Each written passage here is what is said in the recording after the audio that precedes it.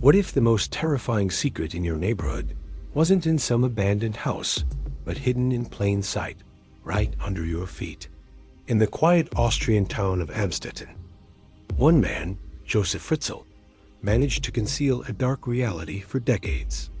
On the surface, he was just a retired engineer, a landlord, a family man. But beneath his home, he built something else entirely. A hidden world, soundproofed and secured, a place where he held absolute control.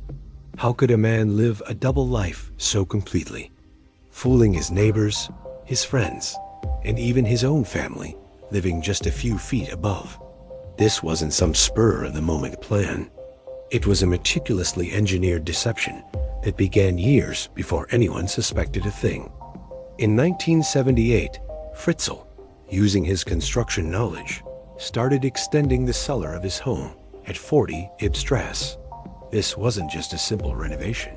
He was creating a windowless multi-room prison, complete with reinforced concrete walls and heavy steel doors operated by secret electronic codes only he knew. He told his wife, Rosemarie, that he was building a workshop and a storage area, a perfectly reasonable explanation. He warned her to never, ever go down there, claiming the fumes from his work were dangerous. She obeyed, never questioning the man she trusted.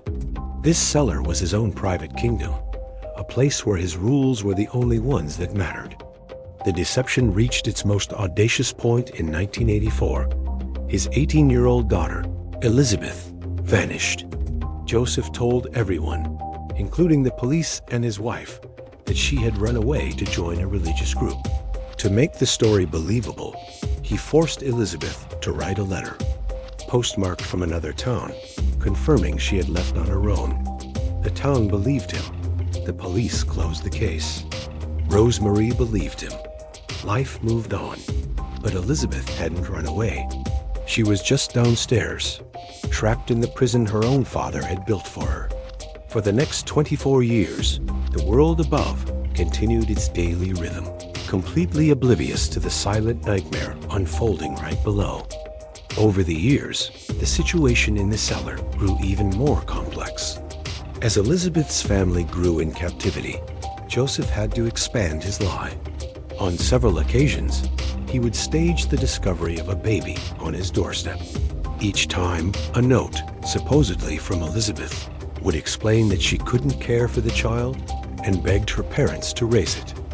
So Josef and Rosemarie would officially adopt their own grandchildren, raising them upstairs in the main house as if they were foundlings. Imagine the bizarre reality of this household. Some children lived a normal life, going to school, playing outside, while their own mother and siblings were imprisoned just a few meters away, their existence a complete secret.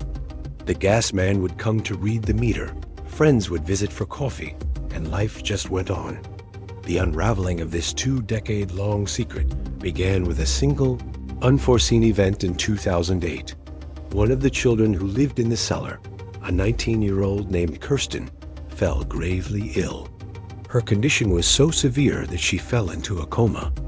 Elisabeth, risking everything, pleaded with Josef to get her medical help. He knew that a hospital visit would expose everything, but letting Kirsten perish might also draw unwanted attention. He made a fateful choice. He brought Kirsten out of the cellar and took her to a local hospital. Doctors were baffled by her pale condition and decaying teeth. They had no medical records for her. They made a public appeal for her mother to come forward. This public appeal was the beginning of the end. The police reopened Elisabeth's missing person case from 1984. They questioned Josef again. The pressure mounted. Finally, cornered by investigators and the hospital's search for Kirsten's mother, Josef brought Elisabeth out of the cellar. After 24 years of captivity, she was finally free to tell her story. The truth that emerged was more shocking than anyone could have imagined. The cellar was discovered, the elaborate deception exposed, and the quiet man from Amstetten was revealed to be a monster. The case reminds us that sometimes the greatest mysteries are not in distant lands, but hidden behind the ordinary doors of our own neighborhoods.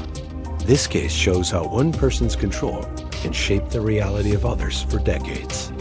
If you want to dive deeper into the clues that investigators use to uncover these hidden lives, type the word clue in the comments. Like this video and subscribe to our channel to ensure you don't miss the next case file we open. Understanding these patterns is the first step to preventing them.